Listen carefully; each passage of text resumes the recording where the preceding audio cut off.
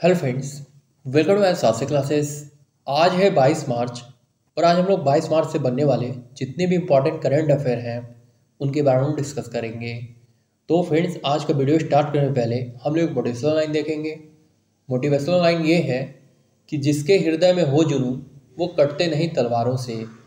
जी हाँ, जिसके हृदय में हो जुनून वो कटते नहीं तलवारों से, सिर जो उठ जाते हैं वो झुकते नहीं ललकारों से। तो फ्रेंड्स, बिना देरी किए हम लोग देखते हैं आज का पहला प्रश्न। पहला प्रश्न पूछा गया है, स्वास्थ्य का अधिकार विधेयक पारित करने वाला पहला राज्य कौन बना है? Option number A Uttar Pradesh, B है बिहार, सी है राजस्थान एंड डी है महाराष्ट्र। तो फ्रेंड्स, इस क्वेश्चन का right answer option number C, Rajasthan. देखिए, कहने का मतलब ये है कि राजस्थान विधानसभा ने 21 मार्च 2023 को स्वास्थ्य का अधिकार विधेयक पारित किया। और देखिए, इसमें सरकारी अस्पतालों और निजी तौर पर संचालित संस्थानों दोनों में राज्य के प्रत्येक निवासी के लिए अनिवार्य निःशुल्क आपातकालीन उपचार का प्रावधान है। और देखिए, इसके साथ ही राजस्थान स्वास्थ्य के अधिकार का कानून बनाने वाला देश का पहला और एकमात्र राज्य बन गया है। अगला प्रश्न देखते हैं। अगला प्रश्न पूछा गया है कि भारत अफ्रीका सैन्य अभ्यास कहाँ शुरू हुआ है? ऑप्शन नंबर ए है नागपुर, बी है पुणे, सी है मुंबई एंड डी है पटना। तो फिर से क्वेश्चन का राइट आंसर है ऑप्शन नंबर बी, पुणे। देखिए, कहने का मतलब ये है कि भारत और 23 अफ्रीकी देशों ने 21 मार्च 2023 को पुणे में अपने समग्र सैन्य सहयोग का विस्तार करने के उद्देश्य से 9 दिवसीय मेगा सैन्य अभ्यास शुरू किया। थल सेनाध्यक्ष जनरल मनोज पांडे 28 मार्च को इंडिया अफ्रीका चिप्स कॉन्क्लेव की मेजबानी भी करेंगे। और देखिए, 29 मार्च को स्वदेशी रूप से विकसित सैन्य प्लेटफार्मों की एक प्रदर्शनी भी आयोजित की जाएगी। अगला प्रश्न देखते हैं। अगला प्रश्न है कि संबंधों को सुधारने के लिए दक्षिण कोरिया किस देश की व्यापार स्थिति को बहाल करेगा? ऑप्शन नंबर ए है नेपाल, बी है जापान, सी है श्रीलंका एंड डी है बांग्लादेश। तो फिर से क्वेश्चन का राइट आंसर है ऑप्शन नंबर बी, जापान। देखिए, कहने का मतलब ये है कि दक्षिण कोरियाई राष्ट्रपति यून सुक योवल की सरकार जापान की तरजीही व्यापार स्थिति को बहाल करने के लिए कदम उठाएगी। और देखिए, दक्षिण कोरिया और जापान के बीच गहरे आर्थिक और सांस्कृतिक संबंध हैं और दोनों प्रमुख अमेरिकी सहयोगी हैं जो एक साथ लगभग 80,000 अमेरिकी सैनिकों की मेजबानी करते हैं। लेकिन जापान के 1910 से 45 के कोरियाई प्रायद्वीप के औपनिवेशिक शासन ने उपजे मुद्दों के कारण उनके संबंधों में अक्सर उतार चढ़ाव आया है। अगला प्रश्न देखते हैं। अगला प्रश्न है कि विश्व जल दिवस कब मनाया जाता है? ऑप्शन नंबर ए है 20 मार्च, बी है 21 मार्च, सी है 22 मार्च एंड डी है 23 मार्च। तो फिर से क्वेश्चन का राइट आंसर है ऑप्शन नंबर सी, 22 मार्च। देखिए, कहने का मतलब ये है कि विश्व जल दिवस हर साल 22 मार्च को मनाया जाता है। और देखिए, 2023 की थीम एक्सक्लरेटिंग चेंज है। और देखिए, संयुक्त राष्ट्र महासभा ने 1993 में जल संरक्षण के महत्व के बारे में सामुदायिक समझ बढ़ाने के लिए इसे वार्षिक रूप से मनाया। और देखिए, इसे 1992 में रियो डी जेनेरियो में पर्यावरण और विकास पर संयुक्त राष्ट्र सम्मेलन की अनुसूची 21 में पहली बार औपचारिक रूप से शामिल किया गया था। अगला प्रश्न देखते हैं। अगला प्रश्न है कि बिहार दिवस कब मनाया जाता है? Option number A 21 March, B है 22 मार्च, सी है 23 मार्च एंड डी है 24 मार्च। तो फिर से क्वेश्चन का right answer option number B, 22 March. देखिए, कहने का मतलब ये है कि बिहार दिवस हर साल 22 मार्च को मनाया जाता है, जो बिहार राज्य के गठन का प्रतीक है। इसी दिन 1912 में अंग्रेजों ने बंगाल से राज्य का विभाजन किया था। इस दिन बिहार में सार्वजनिक अवकाश होता है। नीतीश कुमार की पहल के तहत 2010 से सालाना बिहार दिवस आधिकारिक तौर पर मनाया जाने लगा है। अगला प्रश्न देखते हैं।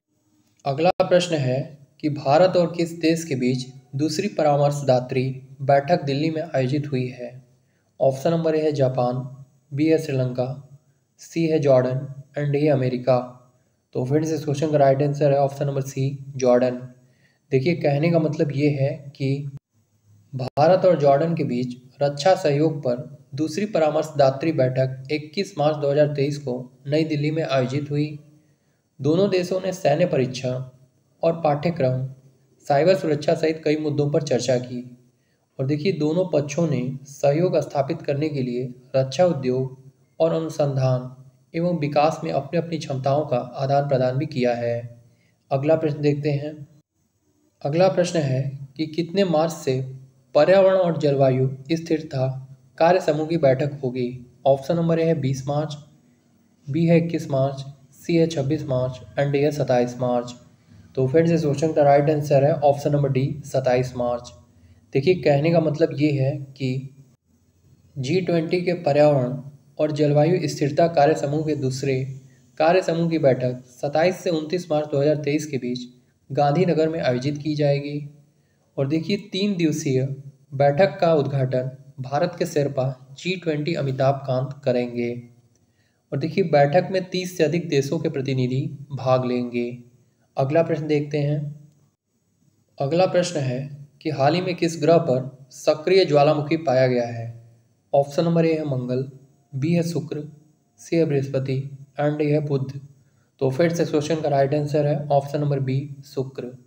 देखिए, कहने का मतलब ये है कि लगभग 3 दशक पहले ली गई अभिलेखीय रडार चित्रों के एक नए विश्लेषण में पहली बार शुक्र, जिसे पृथ्वी के जुड़वा के रूप में भी जाना जाता है, की सतह पर हाल ही में ज्वालामुखी गतिविधि के प्रत्यक्ष भूवैज्ञानिक साक्ष्य मिले हैं। और देखिए, शोधकर्ताओं ने एक ज्वालामुखीय वेंट को अपना आकार बदलते हुए और आकार में बड़ा होते हुए देखा है। इससे पहले वैज्ञानिक जानते थे कि कई ज्वालामुखी शुक्र को ढके हुए हैं, लेकिन इसका कोई प्रमाण नहीं था। अगला प्रश्न देखते हैं। अगला प्रश्न है कि चुनाव से पहले किस देश की संसद भंग कर दी गई है। ऑप्शन नंबर ए है जापान, बी है चीन, सी है थाईलैंड एंड डी अमेरिका। तो फिर से क्वेश्चन का राइट आंसर है ऑप्शन नंबर सी थाईलैंड। देखिए, कहने का मतलब ये है कि मई में संभावित रूप से होने वाले चुनावों से पहले 21 मार्च 2023 को थाईलैंड की संसद को भंग कर दिया गया था।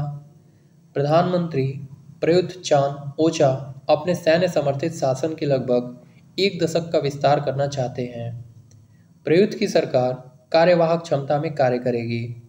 और देखिए, नियमों के तहत चुनाव आयोग को 5 दिनों के भीतर एक अलग अधिसूचना में चुनाव की तारीख की पुष्टि करनी होती है। अगला प्रश्न देखते हैं। अगला प्रश्न है कि हाल ही में पुतिन ने किस देश के राष्ट्रपति से बातचीत की है। ऑप्शन नंबर ए है चीन, बी है अमेरिका, सी है भारत एंड डी है ब्राज़ील। तो फ्रेंड्स, इस क्वेश्चन का राइट आंसर है ऑप्शन नंबर ए चीन। देखिए, कहने का मतलब ये है कि चीन के राष्ट्रपति शी जिनपिंग रूस की 3 दिवसीय अत्यंत महत्वपूर्ण यात्रा पर हैं। और देखिए, दोनों नेताओं ने डी एस्केलेशन और अंततः युद्ध विराम के लिए एक चीनी प्रस्ताव पर चर्चा की। और देखिए, पूर्व सोवियत संघ और चीन का शीत युद्ध के दौरान सहयोग और हिंसक संघर्ष दोनों का इतिहास रहा है। और देखिए, रूस चीन का सबसे बड़ा पड़ोसी देश है, जो सैन्य तकनीक का एक प्रमुख स्रोत है। फ्रेंड्स, आज के लिए इतना ही। अगर आप लोग को आज का वीडियो अच्छा लगा हो तो आप लोग इसे लाइक, शेयर एंड कमेंट जरूर कीजिए। Thank you very much.